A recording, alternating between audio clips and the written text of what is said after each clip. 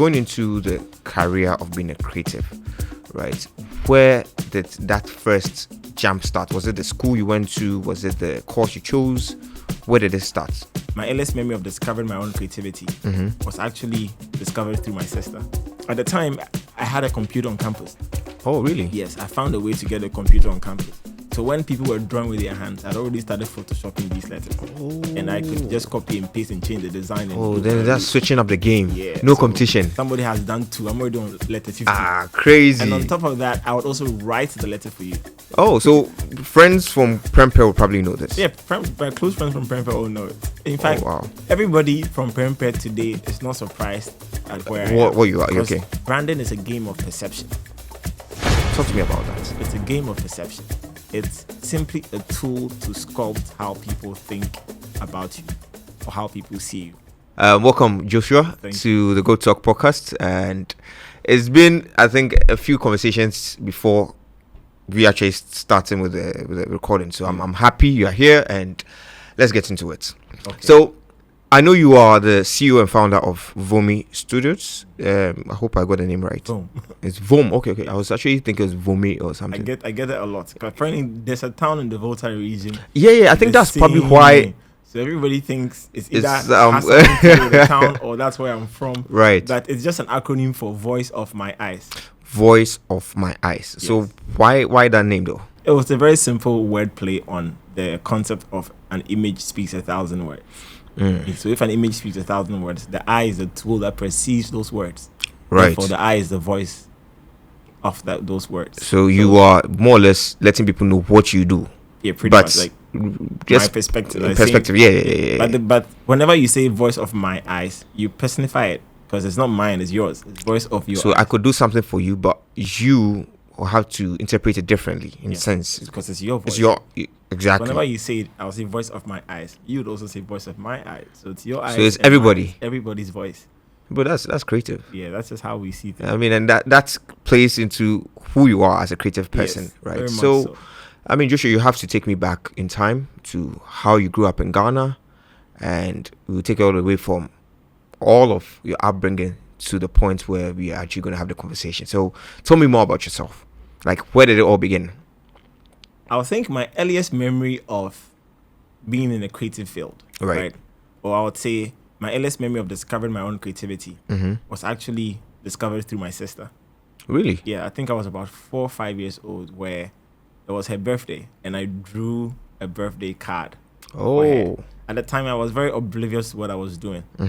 But she noticed it and realized it that, wow, that's talent. She actually good. Drew me a birthday card. Right. I was just drawing the flower. And you have never... I had never touched it. Not that I can remember, but I was 4 or 5. So I don't... I mean, at that time, you're now picking up the basics of writing. So, and this is even a memory that she actually shared with me because I don't even think I remember. So she expressed the memory to me that's what she noticed.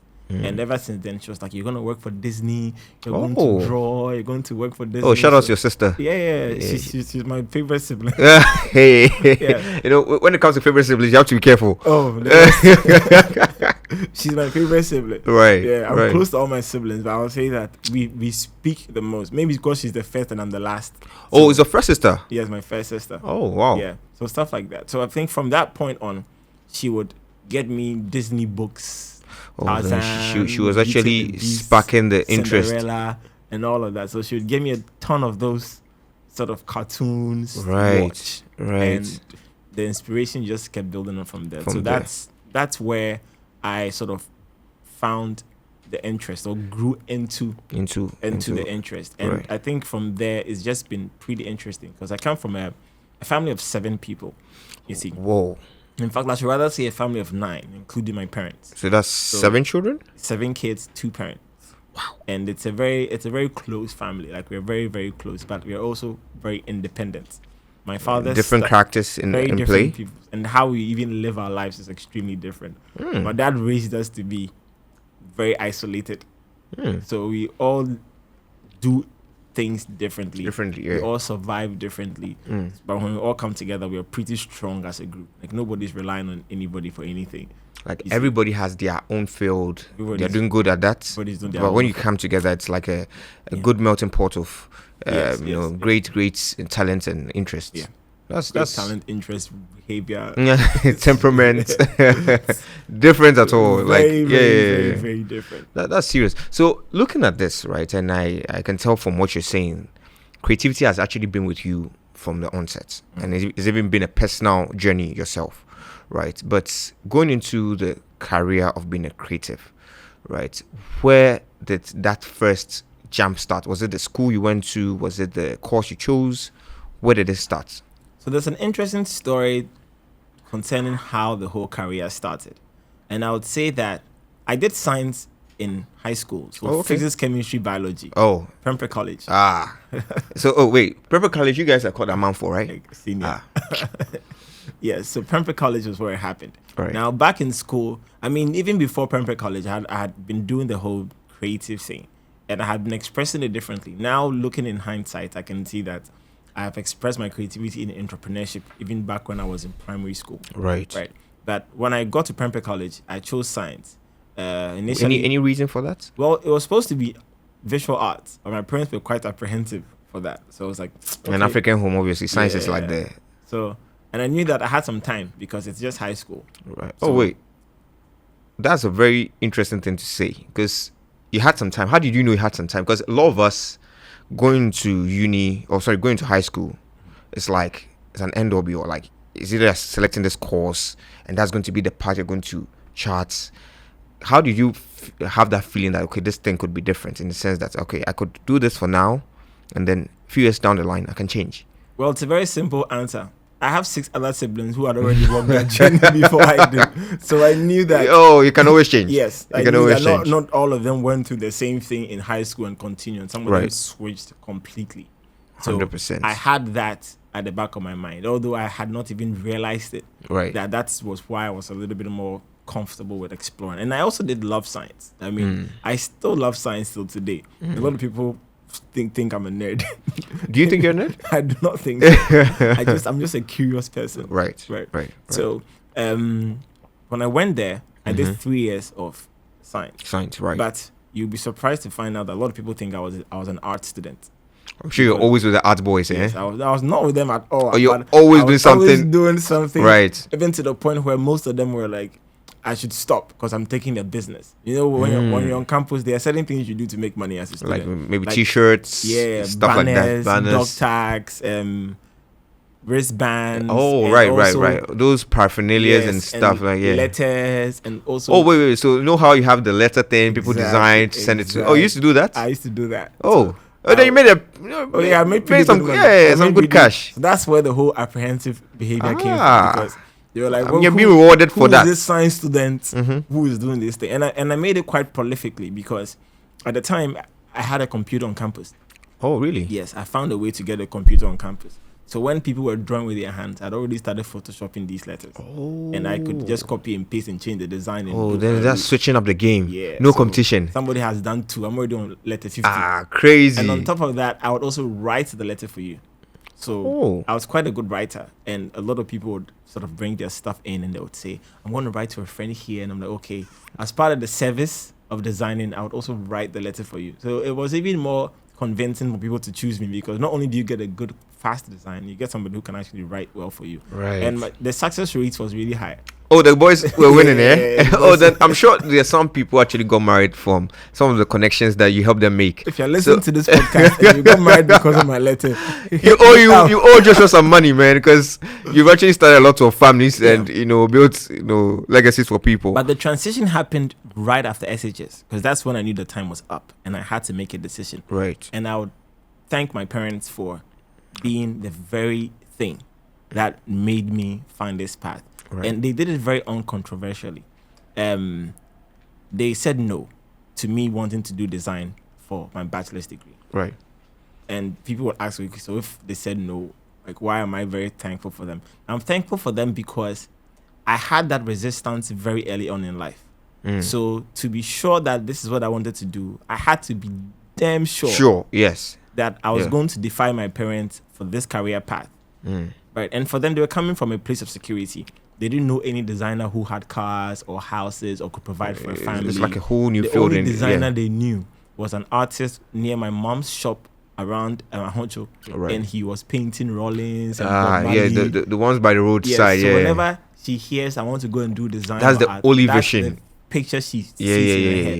yeah. So they were quite resistant, and I knew that if I had to go forward, I had to be sure. Yeah. A lot of people today still don't even have that conviction yet. Exactly. But because I was forced into that position to make that conviction very early, it gave me from the start, when I was in level 100, I knew that I'm on a different path than everybody else sitting next to me. Right. Because I you had not settled for the course. You chose I'd this. chosen to defy my parents. Right. It took them a while to come to understand it. But that early conflict Right. was good character development for me to be very sure that I'm not going to regret this, am I? Right. So I did a lot of research. I searched around, and at the time I tried to apply to schools abroad. I wrote the SAT. Right. And I applied to the top 6 design universities in abroad and America, and I got into all 6. Oh wow. Yes, but because of certain things I couldn't Obviously. and one thing that cemented my decision was a letter I received from the president of School of Art Institute Chicago. Now, they wrote to me personally, and I had placed top 2% out of 52 states and 50 other countries. Crazy. And because of that, I had been awarded a second program, which was going to be happening in Italy every summer, all fully sort of paid funded. for, yeah. So that made me know that, okay, I have something. I think at some points that would actually help raise up your self-confidence. Oh yeah, it did. And it makes you know that, I got this. Like, Yeah, I am that guy. Mind you, I applied after SHS. I had not had any design training.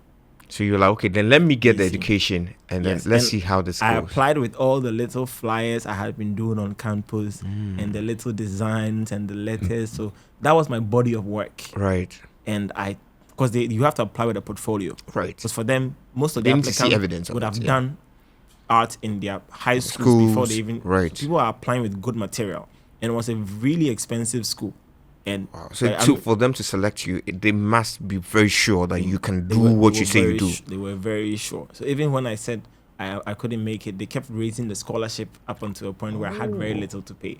But the main reason I think I didn't go was because at the time 2 of my brothers were also schooling in abroad, and my dad was actually paying full fees. Right. For Right. 2 So siblings at the same time. you had to, And it was either a trade full off. ride or nothing. Nothing. Right. And that should have probably been a very, would you say painful? I mean, it was painful, but now that I look back, I'm happy it happened. Because Yeah. it all makes sense It now. all makes sense now. Yeah, It all 'cause makes sense now. Now you have to fight for your own, Yeah. for what you really And want all of in that- the limited resource Yes. environment. Yeah. And all that's part of the thing that keeps driving me. You see, Right. like that's like I believe like it's like the saying that goes. I'm not sure the exact words, but it talks about how hardship sort of breeds character, or I think it says like hard times create great men. Right. And then great men create soft times. and soft then times it's a create cycle. great- It keeps weak going. men. Yeah, Weak yeah. men create hard times. So hopefully your hard times have created the great man you are, and Yeah, pretty much. So. maybe you can create a harder time for your kids. Maybe. Looking forward to it. Looking forward to it. So that's where good. the journey started. That break in between high school and uni, I made that decision, Right. and I had to be sure. So when I stepped into the career of becoming a designer, I already had the conviction of a madman. And that's I always say in Africa, in Ghana to be specific, we rarely see people make a decision for their career from the jump, like even when they were kids. Most of us are like, we kind of pick our careers, I think, when we are about to head into uni, and that to me is a short term. I mean, you don't have enough time to really breed that character in you to become who you say you want to be. But for your case, like you were saying, you were, very artistic as a child. Sister actually helped fuel that vision, and even before going to high school, you actually had that thing going. And Yeah. I mean, so that to me is one of the ways to become a master at your craft. And I think you are doing incredible at that. Because thank you. I remember I got to see your content. I think I was just scrolling through Twitter or something, X platform, and then I was like, who's this guy? Like, because it was different. And I could tell this was not even about the studio. It was the entire persona. Like, this guy is a creative guy. So I think it's telling on you. It's telling Thank on you, you thank in that sense. It's telling on you. So take me to VOM. Yeah. I hope I said it right. Yes, VOM. VOM started in which year? So the name actually started back in high school. Oh, when I was in really? Prempeh College. Oh, so friends from Prempeh will probably know this. Yeah, my close friends from Prempeh all know it. In fact, wow. everybody from Prempeh today is not surprised at where I am. What you are? Because Okay. they knew it way back from first year. Those who were in my class, those who were around me. Your customers too? Yes, my customers too. There was a point in third year I was one of the editor-in-chiefs for the school magazine. Right. So I mean, my creative career is not new to anybody from Prempeh. They're all very much aware. I mean, if anything, they're impressed that I've stuck with it this long. Right. But sometimes people just sway and then so now sometimes I see some of them in my comments, somebody I've not spoken to in years. Right. And then they're like, "Hey JC, you're still doing this thing." I'm like, yeah. So I think everybody is quite aware of what I was doing. Right. From the long range. Yeah, from the long range. Yeah. So the corporate side of things, you actually putting things together to actually make it like tangible, like it's a company. It's a blur because I've been doing it almost informally. Oh, okay. So okay. So I would say that the very formal one, I would probably put it at 2020 April after COVID. Right. Because I'm done with school in 2019. Right. I'm just about to start life. Right. And COVID happens. Different environment, different everything shifts. Is going crazy. And I noticed, and even at the point, you're an entrepreneur. Right. And COVID happens and you realize that, okay, this is going to be very difficult. Like, how to find a way out of this? But at the same time, it's also a blessing in disguise because people who had secure jobs were also being laid off. So then you're looking at the world, you're like, okay, so this secure job that everybody was supposed to go after. It's really not that secure. And I got a lot of jobs in COVID, right? Because I was producing videos then. Now everything became about live streaming. So I had a lot of live streaming work. Everything had to be documented. People had to now switch to Zoom, and I would go set up a scene or interior setup for somebody's Zoom call so their background can look nice. So you were even helping them on site in sense of helping them to give that look and feel that they were looking for so that their Zooms look professional. Right. So it was like, in this particular crisis or pandemic, I still have work coming in and out. Right. So it was quite liberating, and it also gave me an idea that, okay, maybe it's about time I get real. So I registered VOM on the 20th of April in 2020. And I would say from that point... So you're like 4 or 5 years in? Yes. At that point, I would say that's where the professional side began. But I had been working with it ever since I was in uni. Right. And that's more reason why I was not a very consistent student in school. Because all my lecturers would say that they'll barely find me in class. Yeah, they definitely won't find you. I was always outside doing some gig. That's should I say attribute of a creative person. I think it's even found in somebody like Leonardo da Vinci. I mean, there were reports or writings about him that this guy will always go into the wild, look for a bird, try and find out. You can even take out the bird's feathers, take everything out, try and see. I think it's just something that's in you guys. Should I say it's some curse on you guys? Or I don't know. A blessing? It would have to be one of those. The consumers will tell. Yeah. They can tell. They can tell. So I know you are somebody who helps brands to tell their stories. Yeah. And you actually help them to have a voice in some sense, because a lot of companies in and out of Ghana, they struggle with that. They are looking for ways to really communicate what they are doing with the world. So when you come into the scene, let's say you come into the scene, JC has been called to bring. What do you look out for to help a company to stand as a brand?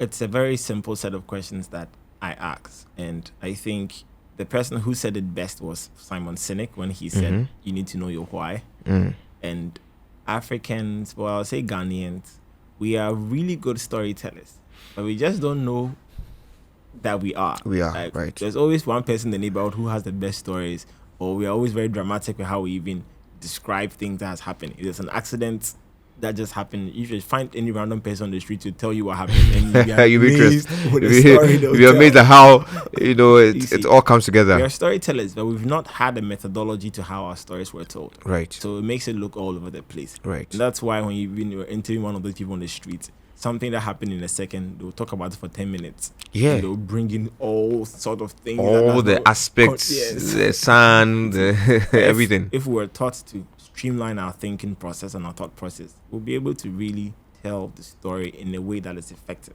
Right. And for businesses, storytelling usually has a few goals.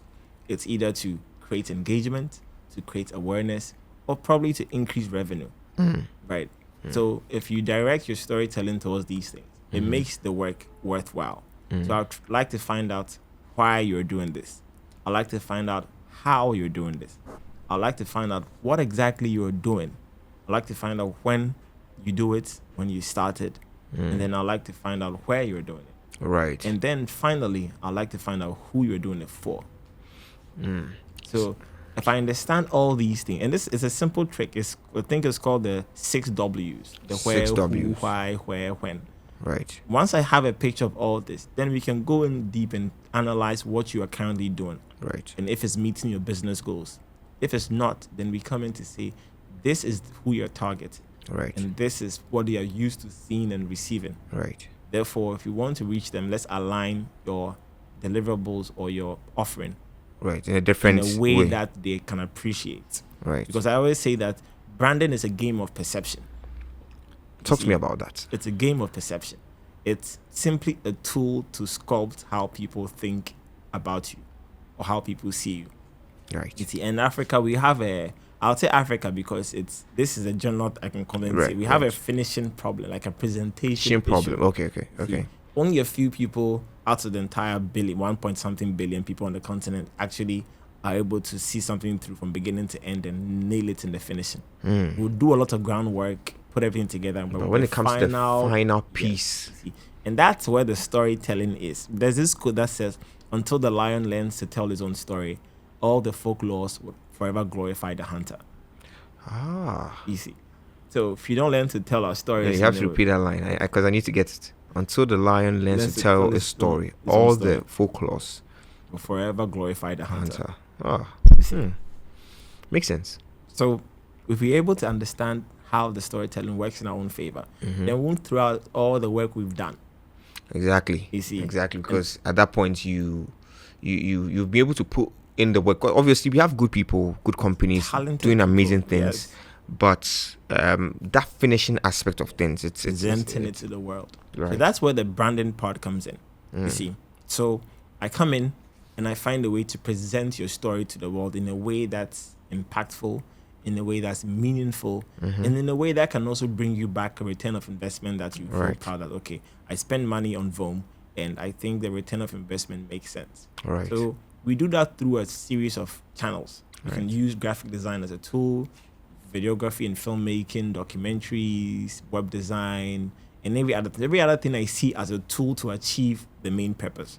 So whenever people say, "Oh, you're a graphic designer, you're a photographer, you're a filmmaker," I don't quite see myself like that because all those are things I employ to get the final piece. See, and the final piece for me is a result that the client is receiving at the end of the day.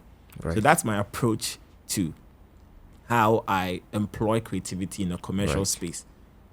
So, I mean, if you look at it from that space, from the commercial aspect, we have a lot of companies that are looking to do that thing they are talking about, brand themselves and get their voice out there. Now, you made a statement that perception actually is reality. I don't know if I'm paraphrasing on that. Oh, but you're right. Yeah, perception is reality. Now, look at countries and how they're able to create a perception around themselves. What do you think we are lacking as a country in terms of how we are crafting our own stories? Should I say, I think I was just reading about, there's a creative agency that the president is trying to bring up in terms of encourage more creativity in the country. Do you think it's a policy thing? Do you think it's a cultural thing? Do you think it's a mix of both of them? I think it has to be everything. It has to be a 360 approach. Right. Because if you look at some of the most successful countries that have been able to let this work, like Germany, like Japan, like even the United China States, China. Yeah. I see them, they're very patriotic. Right. So that's one of the key things, right? And patriotism is built if the citizens trust the state. Right. The citizens don't trust the state. They will never really put their lives on the line for the state. They will not, you see, and they will not be able to even function in a way. And the state would have to show the citizens that it cares about them, right? Thinks about them, in a way that, or they would also think about the state. So I think when it comes to perception, what would happen here would be a multi-directional angle where we're looking not only at the individuals, we're looking at policy, like you mentioned, we're looking at making it easier for business to be done in the creative space, and most of all, going all the way back to the primary schools to let people feel like it's not a career of chance. And it's not just a career that cannot provide the same amount of financial security and fulfillment like every other. So it's like a total, like mental shift, it's totally like a paradigm shift for the kids because that you are growing can't up. expect to raise Ghanaians from class 1 all the way to SHS thinking that if I studied visual arts, I was one of the dumbest in class or I was lazy. There are people who go into it because of that reason. Right. And they choose that because that's the perception. Exactly. So you cannot even find the best. Yes, it's easy. And everybody wants easy. We both want easy. Exactly. Everybody wants an easier path. Because, I mean, who wants to stress in life? The whole idea of technology is to make things easier. Make things convenient. Right. Everybody wants convenience. If I hear that you can easily get 8 A's in visual arts, but only 5% of science students get 8 A's, you think I'll go and choose science? No, you're not. You definitely want the easy way out so that unless there's a regulation that forces me to choose science because of my intended career path. Right. Like the doctors and other courses like law where you have to study a specific course in SHS before you can do it. Get it? Yeah. So it's not their fault, but they're also victims to the perception. Right. Just like we all are victims to the perception that if you have an iPhone, you're cool.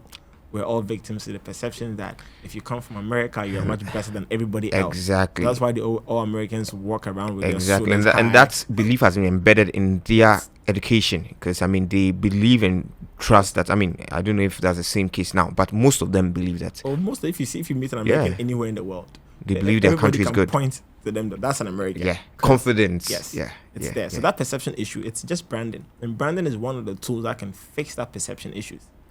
See, so when people look at branding from a commercial perspective all the time, right, it's true because in a way you can say that if we fix the perception issue in Africa, it would increase the continent like economically in a much better way. All the GDP will go up because like it would increase tourism. Right now, if you talk about Africa to the foreigner, most people are thinking of the same things: pestilence, famine, disease, conflict.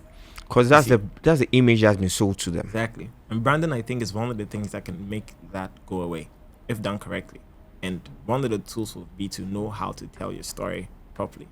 So storytelling, branding, those 3 things. Right. Yeah. So if I'm just an individual who also wants to brand himself, what do you have to say for me, like to me, like in terms of what do I need to do as an individual? Because I mean, we talk about corporate brands, but there are individual brands that also do a lot of business. Like I say, I look at some of the big time streamers in the world, and they don't even have a large team, a personal brand, and a way to tell their story, and they are able to get the world listening to them. So what about personal brands? So talk to me about personal brands. Well, the word personal brand has become a very buzzword lately. It's become very powerful. Right. And everybody's on their journey to build their personal brand. Right. I have a very specific approach to that.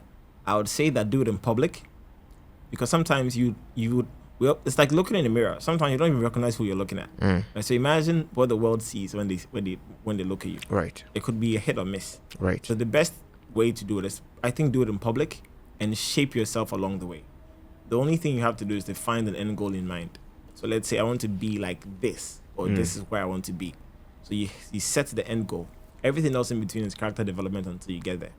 Right. Oh. And people love personal brands that they can witness grow.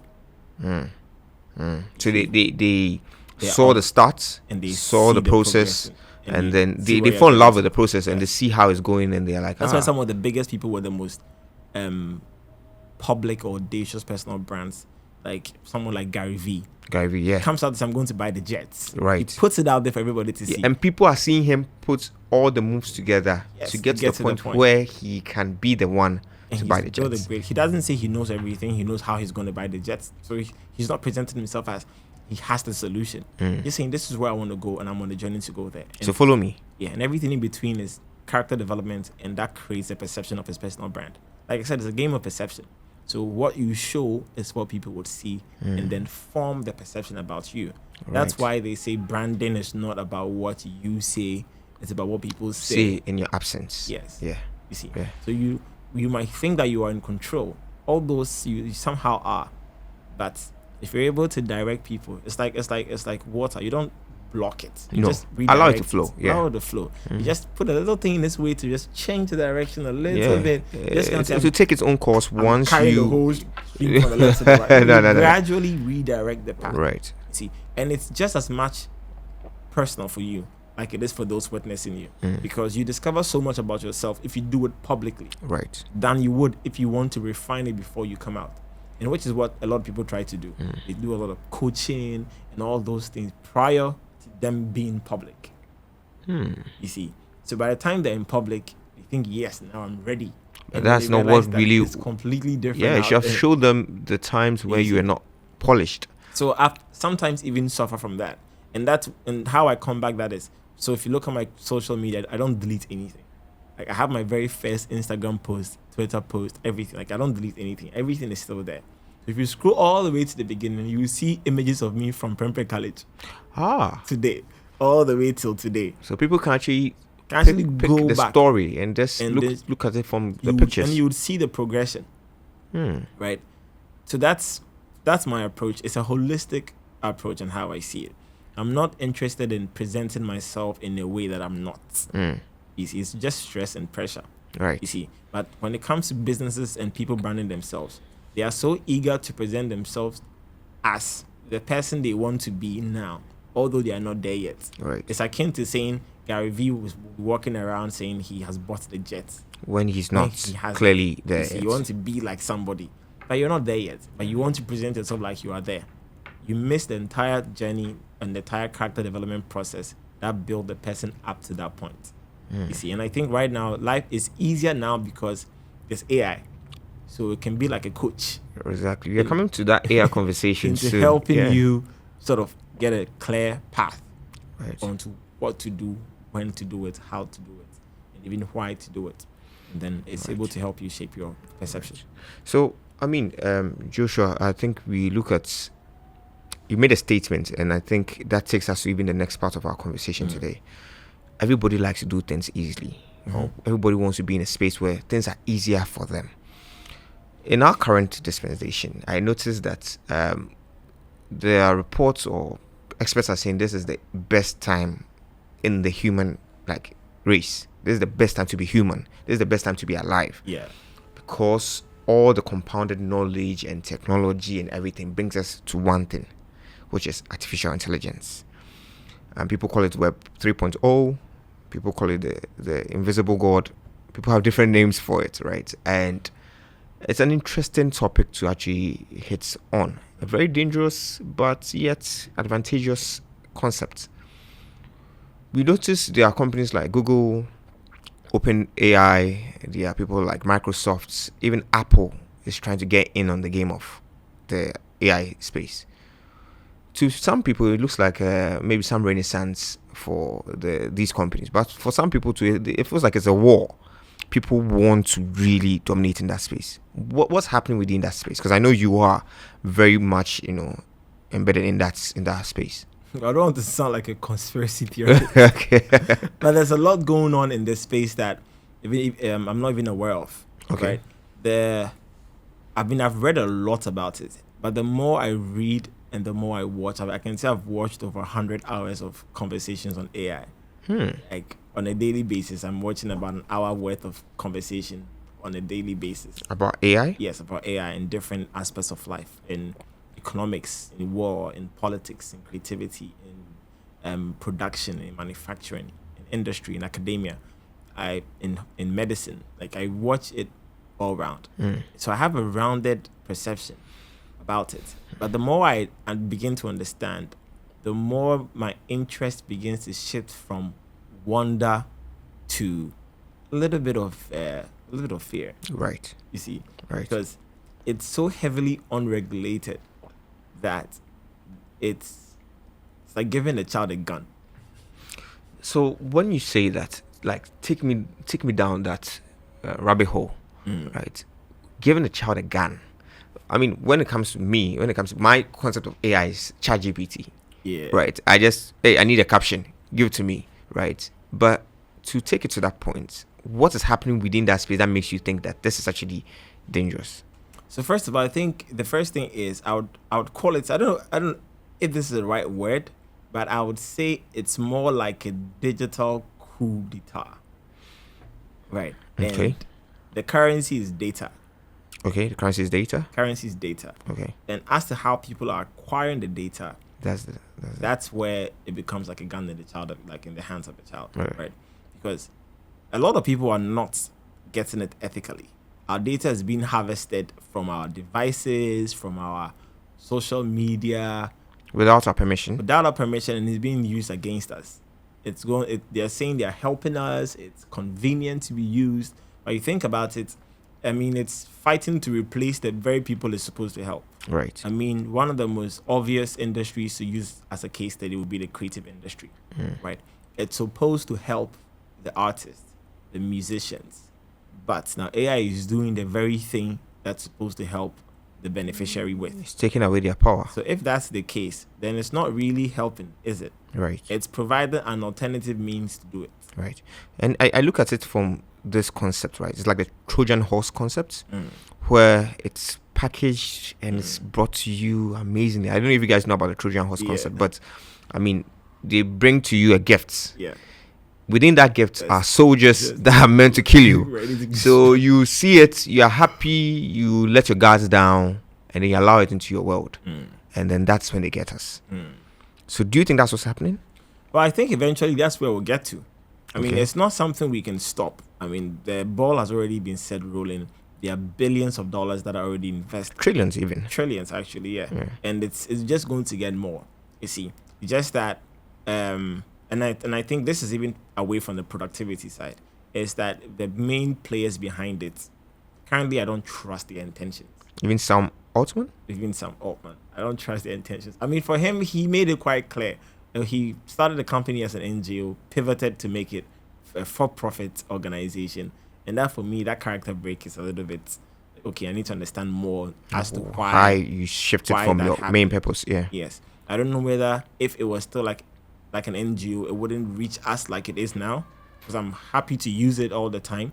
So maybe it becoming commercial meant that people like us get access to it, Right. and he was so intentional about letting everybody have access to it. So, and they needed to fund it because it's expensive to run ChatGPT. Right. Like the amount Incredibly. of, yes, I mean, if I have to put it into perspective, I can say that the amount of power, like raw power, electricity, that the servers draw currently is either very little below the power that Kosombo Dam supplies, or equal. And Well, that's serious. yes, that's a lot of power. It's a lot of megawatts power to actually run these servers. That means there has to be a lot of money back in. It's like And, you said. Yeah. So they are currently looking into deploying its own dedicated power supply because it's currently draining America to run these models. You see, and it's going to get worse. The higher the model, the more intelligent the model is, the more power it would consume. So from a technical point of view, it's expensive to run. So probably maybe when it was an NGO, it would never have been able to get the funding to run it. So it Now became more commercialized. Yes. But that switch has created a conflict between him and Elon Musk. And Yeah, because I know Elon wanted to buy. He wanted to keep it for profit. He felt like felt like he's been scammed because he invested as a non-profit and now it's for profit and feels like person has So scammed Elon him. wants it to be non-profit. That's what he wanted it to be. I mean, he's very anti-AI. I think he has his own he doesn't. fears about it. Yes, And especially the if lack it's- of control. if in the hands of everybody. And that's what we have now. Now it's in the hands of everybody since it came out. People are picking the ChatGPT API and building things with it. That ChatGPT you can't even do on ChatGPT because they have regulations. If you type some prompts in there, it would say no. But people will pick the API from the back end, plug it into their own website, and remove those restrictions Right. and use it for. So I know crazy there are a lot of people who are laymen who don't understand what you just said. What's an API? So you can think of an API as a point of access. Okay. Right. So it's like placing a phone call to ChatGPT to say, I need this. And Okay. then it will send it through it. So if you want to use maybe the image editing, the image creation part of ChatGPT, it takes the information somewhere. You take the API from ChatGPT, you plug into your website. So now when somebody talks to your website, it goes to talk to ChatGPT through the API. It comes back through the API to your website, and the user sees the image. So there's a lot of back end technicalities. So you can think of the API as that but we bridge. On the front end just see it. Just see the final product. Yeah. It's quickly gone back to ChatGPT and come back. So you may think, I'm not using ChatGPT, I'm using maybe Vom AI. But Vom AI is running on a ChatGPT language model. Right. You see, through an API as an access point. Right. Yeah, so that's what it is. So we noticed that obviously we have our fears for AI, but I'm sure there are a lot of benefits to what people can use it for, right? And that takes my conversation to the advantages or how we can leverage social media and even the AI space now to really create some economic freedom within Africa. So I know obviously in the evolution of our race and the human race, if I should say, we in Africa have always been late to the party, if I should say. I mean, or we've been sidelined in the whole process. Okay, I have something to say, but you go on. Yeah. I'm thinking, are we not late to this party too in terms of the AI space? I don't see companies being built in Africa who are major powerhouses, because all I'm hearing is these major ones. Yeah. But I don't see the investment from the businessmen in Africa, the major, shall I say, presidents and governments really saying that, okay, our policy needs to change. Let's get ourselves in this game. Let's really be much more involved than we previously were. So talk to me about that. I think it's changing. I mean, I've seen a lot of AI conversation happen in Ghana. Okay. Brands are running AI models in Ghana, building their own things in Ghana. I'm building my own AI tools for several things that people will have access to. But I think people are doing it. On the government level, that I'm not sure of. I've not seen anything or read anything. I'm not seeing governments running any workshops for AI literacy or things like that. Which is a very important part. It's a very important part, especially because of the digital coup d'etat I was talking about. Right. Because some of these tools masquerade as aid. Right. But they actually just steal your data. Right. I won't be surprised if some government official in the State House or the Flagstaff House has downloaded an AI that has stolen all their data. And they don't even have an idea. You don't even know about it. That would be crazy. I will not be surprised. Yeah. Because some of these tools, you just click I agree, and you have it has downloaded all your data and is actively listening to your conversations on the spot. You know, one time I actually had a conversation with somebody. We were talking about, I think it was, I forgot what we were talking about, but the topic that we were talking about. Started seeing adverts about it. And I was like, wait, what's happening? Like, or is this maybe some spiritual thing? It's normal. It's something we've all agreed to. But when you bought the phone. So as you're speaking now, I'm sure probably when I open my social media, I'll probably see AI stuff, like conversations about AI, content about AI. I won't be surprised. It used to be a setting that you couldn't turn off. But and I think that's why I like iPhone, because it has a lot of privacy. For them, they notice how data privacy is a big thing. That's why they're so serious about data privacy on Apple That's devices. the hill they'll die on. Yes. And people are like, but what's I mean, we're giving it out freely. But I think it's the person who has the most data in this current world age would win. Because that's the food for AI. That's the engine. Like, the more data is what you can use to determine the algorithms, and you can use to feed the entire. Data is what you use to predict the future. And it's the most powerful tool that AI has. The more data it has, the more it can predict success. The more it can cut out a lot of guesses. See, that's why even you can be certain. Take these steps. Take this. This why is what's even going to with happen. ChatGPT, for it to perform well, you have to give it a role to play. Say that maybe you are a 20-year experience. So you need to give it some background to it so that it can pick up. And then it would use the data in its sort of knowledge base to craft the response. Right. Now, the more data it has, the better it becomes. Right. Okay. So now data becomes the currency on which AI is developed. Okay. So companies who have data now are selling it for ridiculous amounts of money. That's crazy. So that's why data security and data protection is a major part of corporate responsibilities in terms of keeping the data of their staff and their people. And that's why the breach of it that all of these AI companies are doing, you could get arrested easily. It's huge. It's a huge thing because like the breach is just right now is astronomical. And like I said, in the areas of the creative industry, we've seen the highest breach. Now somebody can just go and say, create me an image in the style of Da Vinci, and they would come out. Bro, funny now, I was doing something like that recently. Or probably better. Yeah. Right. Probably the work in which it was trained on that belonged to Da Vinci was not licensed to them. Now it's been taken and used. Right. People are laughing at the creatives now because they feel like, yeah, and I don't need you. I can do. I have a funny thing. So I made a video recently about using AI to build a brand, and I made this coffee brand. The bean coffee bean thing. Yeah, I watched it. That was very. You guys should check it out. It's actually a very good video. This thing happened 2 days ago. So a client sends me a logo, right, and tells me, Josh, I've designed this logo after watching your video, right, and then he goes on to say, well, I need some changes on it, but since I've already designed it, you have to reduce the price. No, now he thinks he is part of the whole creative process now. He's done most of the work for me. He has no idea. He has no idea. And that was so funny. That was so funny for me because like we are beginning to see how it would shift work. How it would shift. Because probably if I was going to charge him $5,000 for the logo design, now he says he has done most of the work. So I need to charge him $1,000 or less for him to feel like I've saved myself $4,000 worth exactly, of design exactly. You see, and that's quite interesting. And I think it's going to keep on being like that in other areas, in areas of law, in areas of medicine, in the factories, the architecture, robots, everywhere. Like the amount of work is going to reduce because AI is taking the heavy load off. That is going to speed development and progress. But whether that is going to be a benefit to the people or a disadvantage, we would have to wait and see. But right now, if I'm supposed to guess, I would say that in other countries where you have the financial power to go do other things, it will be fun. Because you're no longer stuck in the office. You're no longer cranking your head to sort of get the things out. Like you have time now. Right. Because AI can work and you can just go have fun.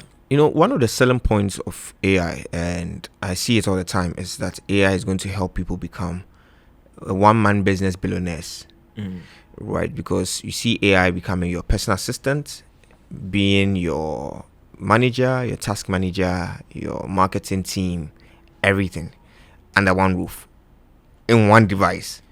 So do we see that being a possibility? Of course, it's already happening. I mean, I can tell that. Let me. I'm trying to get a head count, but I can pinpoint 6 people on my Twitter who I knew before this whole AI agenda, and are now in the millions of dollars. Crazy. These 6 people have created AI in the areas of content scraping. So this one guy built an app that scrapes content from all the social medias and use it to build content strategies for regular people. So you can create his own data points and data like. It goes in, it scrapes. Let's say you make content on, let's say Mr. Beast. Right. Scrapes all Mr. Beast data. It says these are the things he did, that he does, that he's doing. Now, based on that, this is what you can do. And negate it down for now you become the authority in that. You can now use that as a blueprint. Right. So it's like hiring a coach who has 50 years of content creation experience, and then can say, "Oh, I was the one who made this guy blue. I was the one who made this guy blue. Now come, let me make you blue." Something like that. Wow. Another person too has built an AI that adds realistic skin texture to AI generated images. You see, so right now AI generated images can look real, more real. Yeah, like more real than it used to. Yes, because for him, he realized that the skin texture was off, and he wants to fix that specific problem. He built a separate AI to fix that. Now there's another AI that was built to create podcasts out of really boring topics. So maybe you have a PDF. You feed the PDF into the AI, and it turns it into a podcast, just like we are now with 2 hosts, both AI generated, and they'll discuss the topic to teach you the topic. So you're listening to them discuss the topic you're learning, and it's interactive. They put questions in there. They answer the questions. By the time you're done, you've learned something. You've learned the topic without actually having to read a PDF. You know, there's one AI tool that I use that I was very impressed with it. You know, when I go for a meeting, right, one of the things I like to do is take notes. Yeah. But you know, taking notes is sometimes a bit, because you're trying to pay attention, like listen to it very well, and then take notes. I know, yeah, people say it helps you to retain knowledge, but sometimes you just want to really be in the meeting and engage. So this app, I don't know if it's called Notes or something, or Meeting or something. And there's a lot of those ones. Yeah, and I just placed it there at the desk, and then it just recorded the whole conversation. And I told her, okay, after break the whole thing into like sections of the meeting. Listen. Did it perfectly. It was so good. I was like, man, I'm never going to write notes. I was like, man, because you see, once you go past that level where you know this can be done, easy. You don't want to go back to the point like you said earlier, doing it the hard way. And that is, to me, I think that's a selling point. That's why we are all, jumping at this opportunity of AI. Because so imagine this, right? Let me ask you this: imagine yourself as you run your own company. Right. You have a secretary. Right out of Legon. First year, second year. Now this person comes into a meeting to write notes because you're like, okay, secretary or executive assistant, that's your role. Right. Make sure that you have the minutes to do notes. Now you have to rely on this person's limited knowledge and even how to do it to your taste, to your liking. Right. And now you have this AI tool who can do it and self-improve very quickly overnight. Who are you going to continue working with after a year? Bro, I want the money. And the AI is probably $9 a month. The university graduate is more efficient. 3,000 CDs a month. Yeah. And $9 and 3,000 CDs. The 1 month salary here could probably pay a whole year's worth here. And this has the knowledge of 10,000 graduates with PhDs. Crazy. This one has a background of trauma from some Legon lecturer who was slapping her.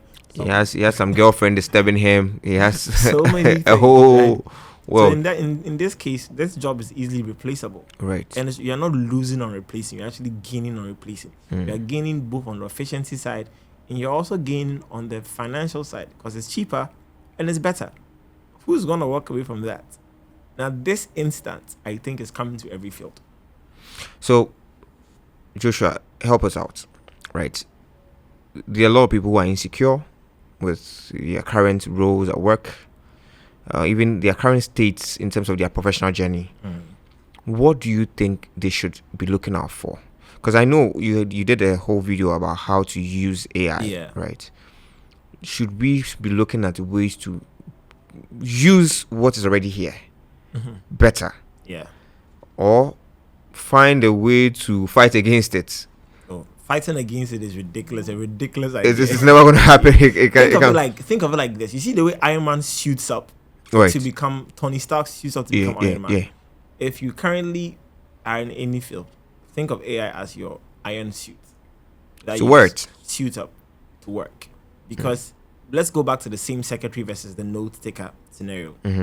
Now, the issue here is you're not the only CEO who has that note taker, right? And everybody else begins to look and sound and operate alike because they're all using the same note taker. But give that note taker to the graduate.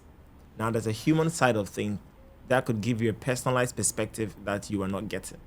Now, that is where the sweet spot is. A human with an AI companion. Look at all the suits that Iron Man has. There are plenty scenes where they fly on their own and they are supporting him. But the one that he's in is always better. Right. Not because it's designed to do something extremely well, but because he's in it. So he can control. Right. So it's a very an added advantage. Yeah. The empty iron suits that fly around always gets destroyed. Right. But the one that he's in it always does more. Yeah. And that's what I think the human would bring to the conversation if they use AI. So if you're scared about losing your job, the first thing you should do is to get AI literacy. Okay. And know how to first use steps. It and how to make it. How to make it? Yes, how to make it. That's where the gold mine is. Now, when I say make it, I'm not talking about building servers. I'm talking about creating something we call AI agents. Now, AI agents are digital workers. You can think of them as digital workers. So you can, for instance, we can create an agent for you. Okay. And the role of the agent is to probably analyze all your podcasts after they are done. Listen to it. Look at all the parts you said ums and airs and fumbled or went off topic and give you an assessment on how to make that better. Now, once you build that agent, every time you post a video, it automatically do it. Send you the assessment after. you don't have to talk to it ever again after building that agent. So you built an agent that helps you speak more eloquently and more cohesively. And you just did it once, and it will continue to do every time you post a video. And it's going to add up with the data you keep feeding it. Yes, in some and sense. it's going to tell, okay, you are doing better. In the last video, you said 50 arms. In this video, you said 30. So you've lost 20. That's one powerful. example of AI. Yeah. And you can build an agent like that in probably 2 hours. There are tools like Relevance AI that allows you to build these agents in really short times once you understand how it works. So if you're a secretary or you are executive assistant, to retain your relevance in the company. Aside learning how to use it, which is what everybody's doing now, and that has become the baseline. Learn how to make take it a notch, like take it up a notch, yeah. And if you learn how to make these AI agents, you can make them for other people. You can make them to do several things, and you can actually just chill, and the agents will be doing the work, and you'll just be the human to check it out. To say, okay, this is great, this is not great, this is great, this is not great. And that's where you become a real problem solver in our society. That's when you become. I recently saw somebody. I think it was a farm in China or something. They were able to use some of these agents to determine the bad fruits out of the bunch that they had actually harvested. So I think that's a major. Yeah, I think that will make a big difference in people's use case. Because as for the use, we're all going to use it, right? Whether we like it or not. But the use case will now become the baseline, right? Because everybody uses it. But how differently do you use it? Oh, I don't only use it, I can make it to do what I want. Because like these AI tools all have restrictions that are set by the creators. Right. So when you create these tools, you're able to bypass some of these restrictions and create specific use cases for certain things. And every day I look at people build AI tools to do the most ridiculous things, and I'm just fascinated by how people are thinking of it. I think that's a world I'd like to explore myself. And they are mostly in the West. Not a lot of people. I think we are late as usual. We are late. For us, sometimes I don't think we are late. I think we adopt quite quickly. We just don't adopt with the mindset of creating. We adopt with the mindset of using. Right. So the technology is dumped on us. Then we use it. We never had to go through all the stages to create it. Create AI. Right. But we got the same with the telephone. We never even used fax in Ghana. We went straight from landline to smartphone. Oh yeah, we never did. We never did the work in between. The developers did it. They sent it to us, and then we just picked it up. You see, we went from consumer 2G to 4G. So I think we just need to shift from the consumer mentality to the maker. And make. Right. But Joshua, that should take us back to a question I have for you. If you had an unlimited budget and you had to revolutionize the education space for the children coming up, what are you looking at and what are you doing? Like straight First, up. I'm looking at mindset shift. Okay. And it will start as early as kindergarten or as early as primary school, because it will probably be like a Vision 2080 project that I'll think of. Because I probably wouldn't even live to see the benefits of that project. Because if you are past 12 years or 15 years, your mind is already damaged. You can't do much about it at that point. You would have to. You'd have to work intelligently to how should I call it? To undo what has already been done, or brainwash yourself, right? So it would be an agenda that focuses on really working with young people and helping them see the future as to what it will be. I would first of all let them understand the difference between having a skill and having knowledge. We are very knowledge based in terms of our education. We're not a skill based country when it comes to our education. So skill is just as important as the knowledge. The two combined is beautiful. You see, so in several countries who have a lot of TVET, skill-based approach to development, you can see they're thriving, especially in times where knowledge is no longer a commodity. Right now, knowledge is just a ChatGPT away, and you have the most updated insight that you could ever have. So we were trained on what do they call it again? On memorization. Chew and pour. Chew and pour, yes. Yeah. Now, you can't chew and pour past ChatGPT. No. You can't. You can't. So now we are just redundant now. We don't have the skill. The knowledge has also left us. We used to boast with how much we could memorize. But now it's not even a big flex anymore. It's not. And you realize you don't have the skill. You can't fix your fan when it's faulty. You can't change your plug yourself. You can't do your plumbing, you can't fix your car. Like, you always have to rely on other people. But if you look at another places, look at the DIY culture like this. People have the skill and they're doing it themselves. So a skill-based approach is something that I would instill in kids. From a very early get age. them to understand. And forget the chew pass, because a time will come you wouldn't have to even memorize it.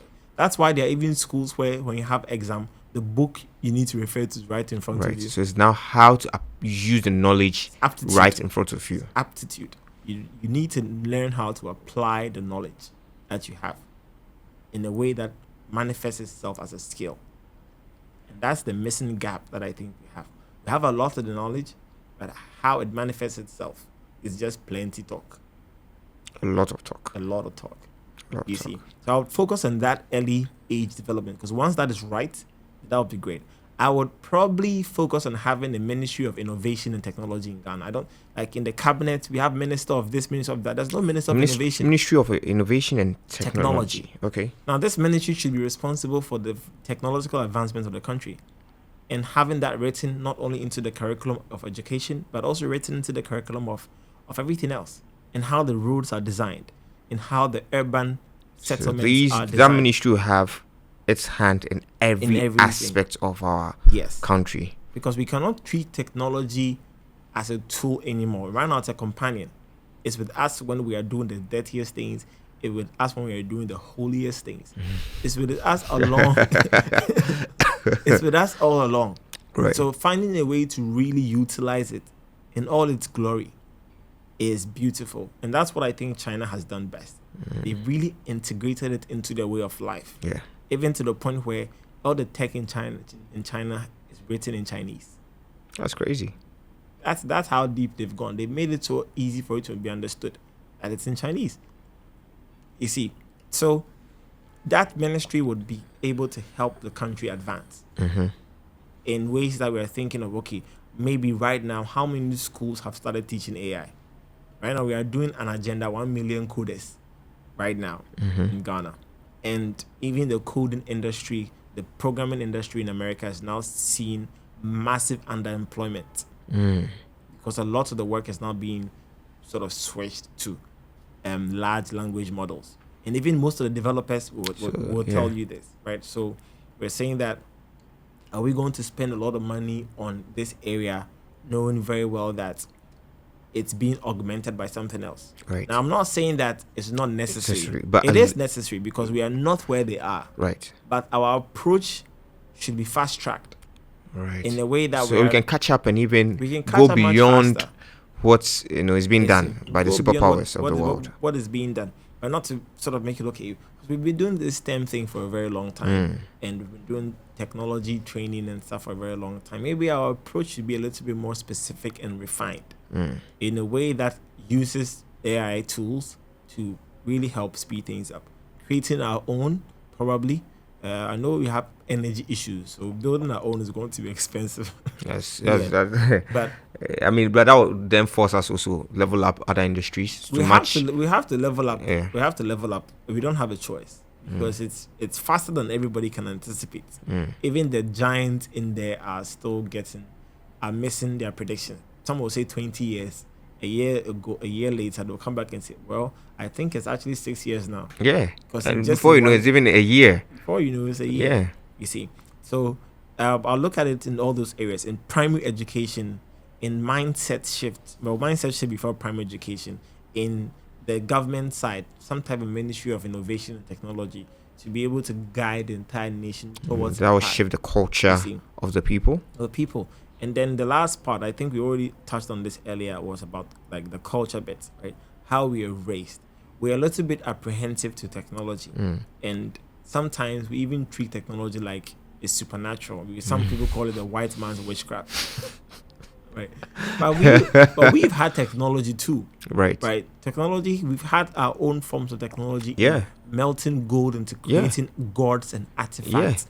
And melting gold is not a simple thing to do. You should have had some level of figuring advanced out the melting knowledge to know that of gold, figuring out how to create a mold that can shape it, figuring out what temperatures, how to cool all this. Yeah, we have to figure all that out before even the Europeans came. Yeah. So where was that knowledge coming from? Right. Exactly. You see, so we've had it. We just have not groomed it or developed it.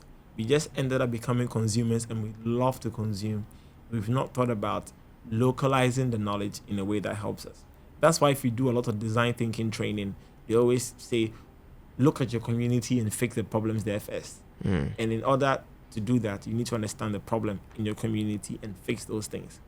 And once you're fixing it, you might stumble upon an idea that is globally commercial, because it turns out that we are not as individualistic as we think we are.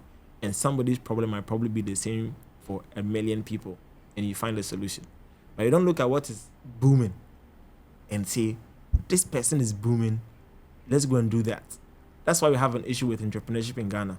Somebody opens up a shop on the street and is booming. Guess what? 5 people open the same shop on the same stretch. So yeah, it makes it hard. Because we're consumers, we're always waiting to get it handed off to us. Somebody does it. Oh, it works. Let me jump on. We're not thinking of what other thing in this area is a problem that I can start. So if you realize that whenever people start things that solve a problem, they quickly boom. Look at the bus stop boys. They're called the bus stop boys. Yeah, because recently I was just looking at the rains that have been coming these days. Back then, around the Shangri-La area, it was always flood. But recently I was passing by and it really rained that day. And there was nothing there. And I was like, this is a problem that's been with us for over 20 years. Like, every year, there's going to be some flooding here. We get used to it, you see. So, this whole thing, it sounds very common. Oh, think of a problem. But they are tangible problems right in front of us. But we just don't see it. It can be very tiny, you see. And that's what people who are using AI to make money are doing. They are fixing small problems. Problems that we overlook. Small problems, big impact. But because we have, I would call it an inferiority complex based on our culture. So we always feel like we have to go big. So people can know that. Yeah. There's this book I read by a Nigerian author called The Villager. How Africans Consume Brands. And it has a section of it that talks about certain pillars that, and I think was quite true, especially, he was talking about Nigerians. But although I'm Ghanaian, I can actually see that. We have a lot of how we are all about ground. Showing. Right? So he said something about when the Nigerian person gets money, the first thing he will get is a car. So that the other people around him can see. Yes. They won't fix his house. Because how many people come to his house? Exactly. But the car, everybody sees it. Yeah. So the show part is more important than the... more part. So if you're trying to fix a problem, and you're fixing a gutter problem, how can I go and tell people that I fix gutters? It's not showy enough. Exactly. I need to do the big thing. Exactly. But all our problems are not the big things. They're the small things. How slow our curriculum takes to change. How dirty our environment is. Our power inconsistency. How unclean our water is.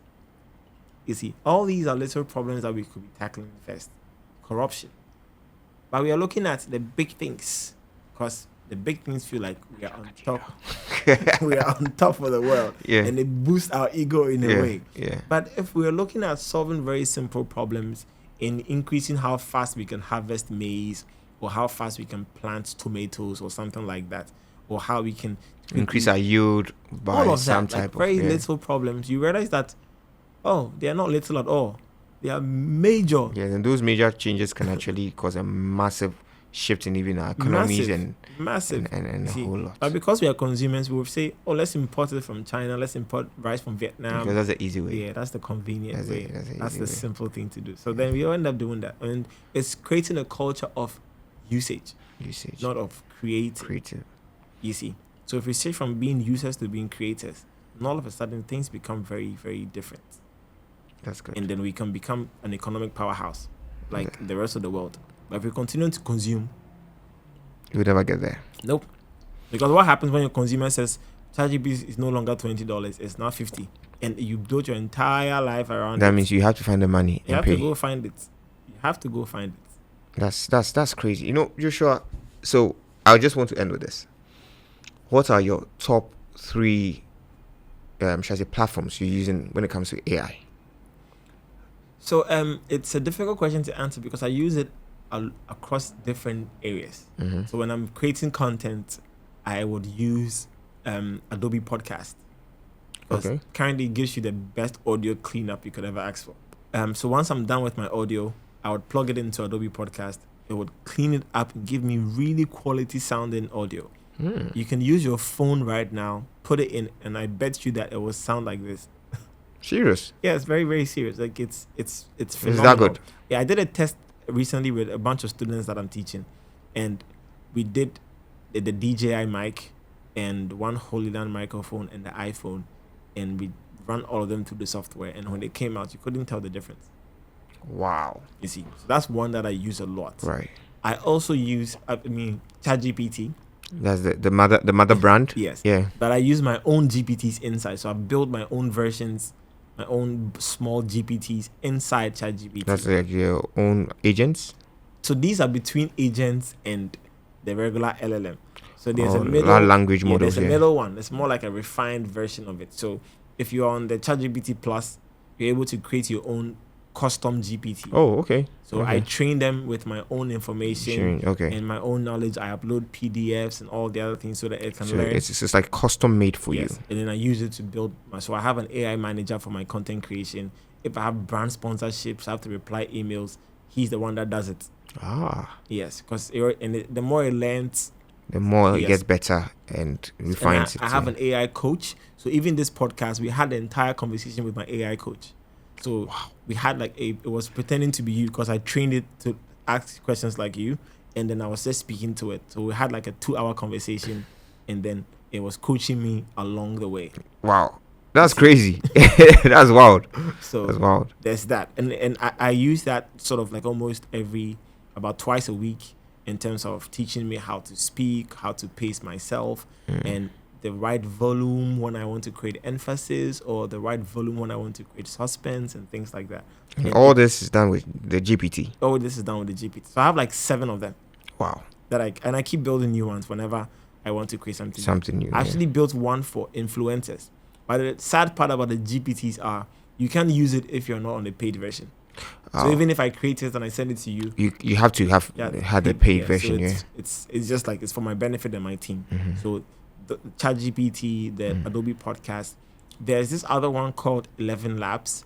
It's also an audio AI tool.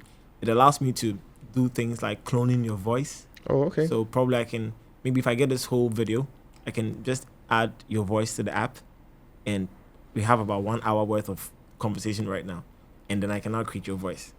Wow. So sometimes maybe I'm recording something and I made a mistake somewhere and I don't want to go and re-record.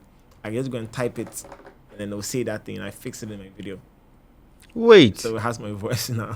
No, I need to see you backstage about this one, because that's a wild one. So there are some times where maybe if I know I'm not going to be able to create a content and I want to just type it, I can actually just type the content out.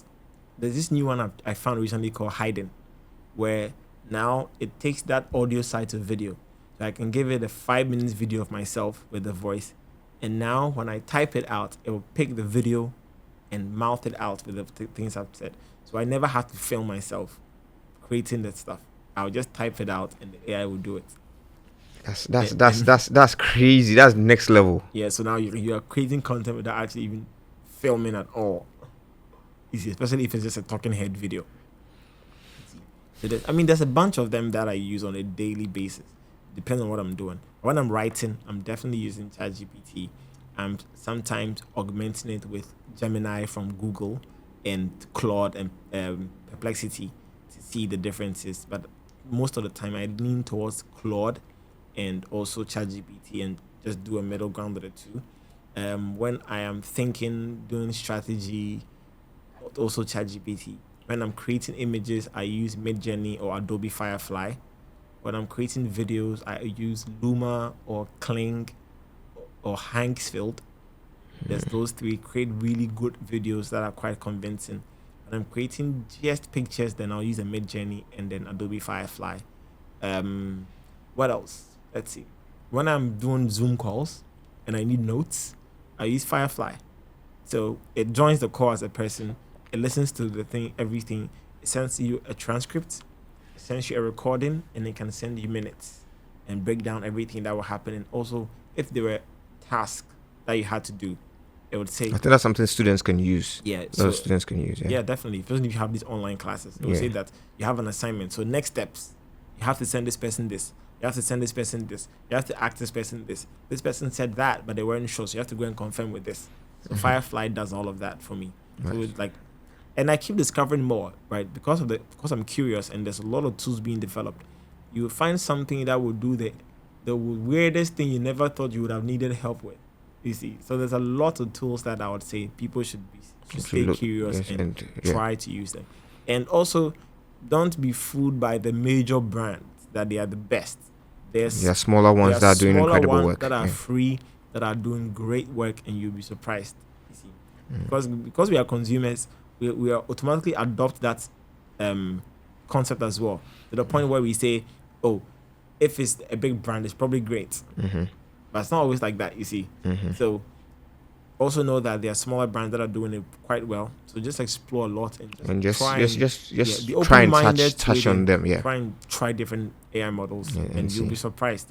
And you make more money doing it too. I can guarantee it that there's big money to be made in that space. There's a lot of money to be made in this space, especially areas where you think AI is coming to replace you. You'll be surprised how when you switch your mindset around the replacement to augmenting, it can change the way you even approach the same work. And you realize that the other side is not as bad as you thought. Right. You know, Joshua, this has been one of the most refreshing and educative sessions I've had. Really? Yeah, outside, the podcast. I mean, sitting with you has been like a whole lecture session, and I really appreciate it. I mean, I didn't know all this about AI.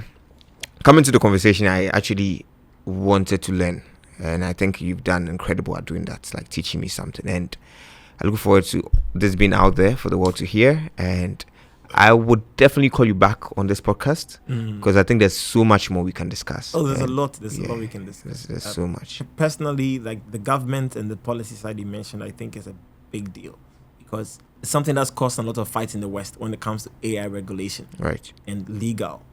People are and it's such a powerful tool that it's just in the hands of everybody, and that for me makes me uncomfortable, right? Like a lot. The fact that I don't trust humans, that's my own personal opinion. Humans, we have a high propensity to be evil. Right. It's sometimes embedded in people's nature. It's like that. So imagine giving a bad person a gun, and that's why I mentioned the child. Not that children are bad, but they do not realize what they're doing. They can kill their own parents and they will not even realize it. Exactly. You see? Exactly. So they might be doing things out under the pretense of, oh, it's cool, it's amazing. And they'll even initially think, how can I rob somebody?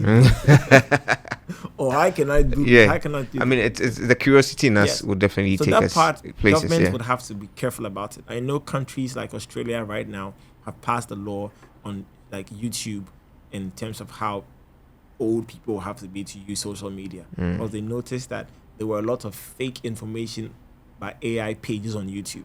Now, these are content creators who use AI to create content, and they are putting out things that are supposed to look and sound like facts, but are completely wrong. Right. And the young people have no idea. You cannot be. You see, so now you have a lot of people being trained on misinformation and disinformation. And imagine your formative years, you are 9 all the way to 15. You've been reading that the pyramids were created by aliens who came on Earth 50,000 years ago, and under it, there's a tomb that sends signals back to Mars. And that shapes your entire world. And that is just in what's it called? In architecture. Imagine in medicine that if you sort of put a cup of Dettol in this and you mix it with sugar, it will destroy all the cancer cells. In just and Big Pharma is trying to hide it from you. Did you know that if you chew an apple peel every morning before you wake up, you're going to be 50 times strong? And all this is sort of misinformation, right, that people are consuming without any regulation. They have no idea. And that's a dangerous part. That's very dangerous. Because people, I mean, in Ghana, let's see how our parents will send us random WhatsApp messages that says this and this and this. So the misinformation part, I think, is very dangerous. Yeah. And Australia, I think, is doing pretty incredible at trying to find a way to solve it. I don't know whether the ban, the age limit on social media is the best way to do it. I don't know. But at least it shows that the government is thinking about the citizens' consumption of these things and how it's going to affect. Right. So for me, it's more about the thoughts than the method. Because the method can always be changed. I mean, you do one, you assess. If it works, you switch and pivot. If it doesn't work, you switch and pivot. If it works, you still strengthen it. You get it. So that I think it's one It's part one that part we'll definitely. we all have to look at. Yeah. So I would talk to all the lawyers, and I would encourage everybody who's in policy, because those policies affect both you and I and the Exactly. quality of life that we live. But if they are oblivious to what is happening, then we have to look out for ourselves. And that's the main reason why all competent Ghanaians leave the country to go elsewhere. That's another topic for another day, because that is a whole thing. Because I actually had that in my discussion, like, right, one of my notes I was writing down about how all of this can help the mass exodus that's taking place. But I mean, that's a totally big conversation that we need to discuss. So thank you. Fun. It's been fun. Thank you so much, Joshua. And I mean, it's been an incredible. I hope you guys had a lot to learn from this. I have, and I hope to see you guys on the next episode. So thank you, and see you soon.